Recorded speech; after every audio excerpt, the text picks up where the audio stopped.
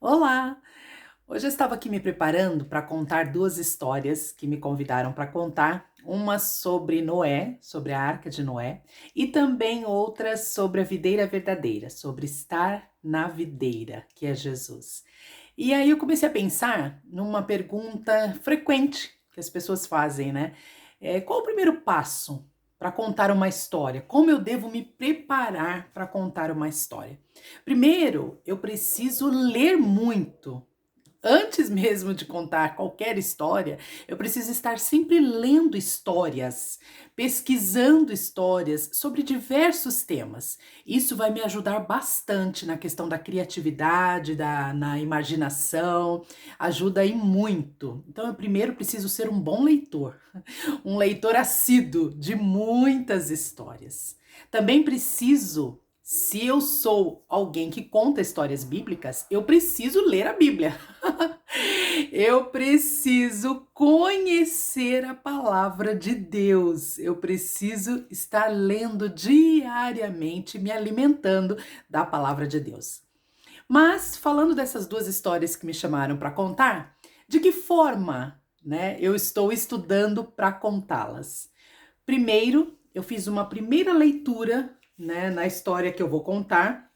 Uma história até que eu peguei aqui, eu gosto muito dos visuais da PEC, vocês vão me ouvir falar muito sobre a PEC, porque eu gosto bastante, eles têm um material muito rico. E aí eu peguei aqui uma história que eu sempre recebo todos os meses, né, e vem aqui um esboço. Então, li a história no esboço que tem, né, aqui, e também peguei a minha Bíblia para ler a história na Bíblia. Ah, mas é uma história conhecida, já conheço. Quem é que não conhece sobre a Arca de Noé?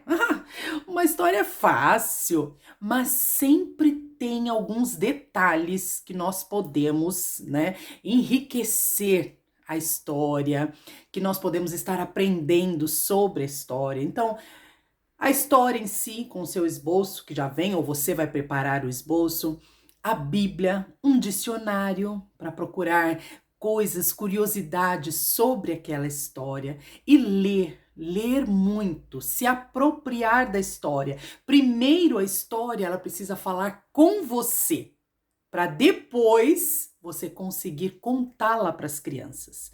Porque senão vai ser algo vazio, vai ser algo que não vai fazer efeito na vida das crianças. E eu acho que você não quer contar história para isso.